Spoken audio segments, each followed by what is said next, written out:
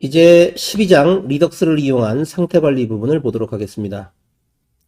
리덕스를 공부하기 전에 이제까지 배웠던 리액트에 대한 특히 상태 관리 부분에 대한 내용들을 한번 리뷰해 보도록 하겠습니다. 리액트의 핵심 철학은 단방향 데이터 흐름이죠. 이 단방향 데이터 흐름은 두 가지로 생각해 볼 수가 있습니다. 하나는 부모 컴포넌트의 상태를 집중을 시키고 속성을 통해서 이렇게 전달하는 이런 부분을 생각할 수가 있겠고요. 또 한 가지는 상태가 바뀌면 UI가 바뀐다라고 하는 방향이죠. 양방향 데이터 바인딩이 안 되기 때문에 단방향 데이터 바인딩으로 하면서 UI에서 이벤트가 발생되면은 이벤트 핸들러를 통해서 상태를 바꿔주는, 그래서 전체적인 데이터 흐름은 이렇게 단방향의 데이터 흐름을 가지게 된다 라는 얘기를 했었지 않습니까? 그래서 이 두 가지 철학을 컴포넌트 구조에 우리가 적용을 해서 앱을 개발을 해봤습니다. 부모 컴포넌트의 상태와 상태 변경 기능을 집중시키고 자식 컴포넌트로 속성으로 전달하죠. 그 속성으로 전달받아 UI를 렌더링하는 이런 작업이었습니다. 자식 쪽에서 부모 쪽으로의 변경 작업을 해야 될 필요가 있을 때는 속성을 통해서 전달받은 메소드를 호출하도록 하시면 되죠. 속성으로 전달받은 메소드를 우리가 콜백 메소드라고 불렀지 않습니까? 그래서 그 콜백 메소드를 통해서 부모 쪽에 있는 상태가 변경이 되게끔 하는 이런 작업을 했었죠. 그래서 권장되지 않는 패턴으로 우리가 얘기했던 게 어떤 거냐면 각각의 자식 컴포넌트마다 상태를 가지도록 중복되도록 하는 겁니다. 나중에 이건 변경 관리가 정말로 힘들어지겠죠. 그래서 자식 컴포넌트마다 각각 중복된 상태를 가지도록 하는 것은 바람직하지 않다, 이런 말씀을 드렸었습니다. 자, 요 모델은 우리가 지금까지 공부했던 내용이에요.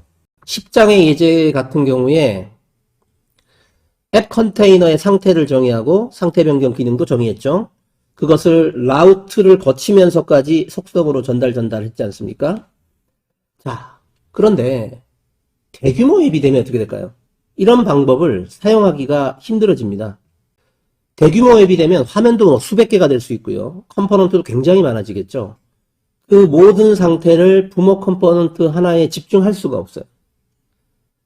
그렇기 때문에 애플리케이션 수준에서 효과적으로 상태를 관리하는 방법이 필요해집니다. 이런 식으로 상태를 속성으로 쭉 전달하는 거 굉장히 복잡한 일이고요. 상태 그 자체도 굉장히 복잡해지겠죠. 상태 변경 기능 또한 많아질 것이고요. 그리고 가장 큰 문제가 바로 이거, 속성으로 전달하는 속성 드릴링이라고 부릅니다. 이런 기능이 문제가 되죠. 자, 그래서 등장한 아키텍처가 바로 플럭스입니다. 이 플럭스 아키텍처는 대규모 애플리케이션에서 일관된 데이터 관리를 손쉽게 하기 위해서 만들어진 단방향 데이터 처리 과정을 포함하는 아키텍처라고 얘기할 수 있죠. 자, 단방향 흐름이 어떻게 됩니까? 스토어에 있는 상태를 뷰에 바인딩해서 화면에 나타낼 거고요. 뷰 쪽에서 이벤트가 발생되면 액션 크리에이터를 호출해서 액션이라는 것을 생성한 다음에 상태를 전달하도록 할 수가 있죠. 이 액션이라는 용어를 썼는데요. 액션이라는 거는 뭐 이런 식의 메시지 객체라고 생각하시면 됩니다. 우리가 use reducer라는 훅을 사용할 때도 한번 본 적이 있죠. 6장에서 훅 공부할 때 어떤 작업을 할 것이다 와 이 작업을 할 때 필요한 데이터를 페이로드라고 하는 형태로 이렇게 전달할 수가 있었죠. 이런 객체라고 보시면 됩니다. 메시지 객체, 이 메시지 객체를 액션이라고 불러요. 그래서 이 액션을 어떻게 하죠? 만들어서 디스패처라는 녀석으로 전달합니다. 디스패치 하죠. 전달. 자, 이 디스패처는 액션을 받아서 그 액션을 적절한 스토어에게 전달합니다. 자, 그러면 스토어 내부에는 상태와 상태를 변경하는 로직을 가지고 있거든요. 그래서 이 로직이 호출되면서 상태 변경 로직이 호출되면서 상태를 변경하도록 하는 것이죠. 자, 여기서 중요한 거는 상태를 변경하는 작업은 반드시 저 디스패처를 거쳐야 된다는 거예요. 디스패처를 거쳐서 액션이 전달돼야지만, 액션이라는 이런 메시지가 전달이 되어야지만 상태가 바뀐다. 반대로 얘기하면 이렇게 얘기할 수 있겠네요. 상태는 뭐다? 읽기 전용이다. 그죠? 자, 이런 흐름을 가져서 실행하는 것이 바로 플럭스 아키텍처입니다. 자, 여기 그림에서 액션 크리에이터가 여러 개 있는 게 보이고요. 스토어도 여러 개.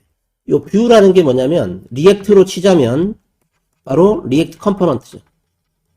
컴포넌트도 여러 개. 일 수 있는데 단일 통신 채널이죠. 이 리덕스든 플럭스든 이런 그 상태 관리 라이브러리에서 단일자가 붙은 녀석이 굉장히 중요한 녀석입니다. 모든 액션은, 방금 전에 말씀드린 액션 메시지는 단일자가 붙은 녀석을 항상 지나가요.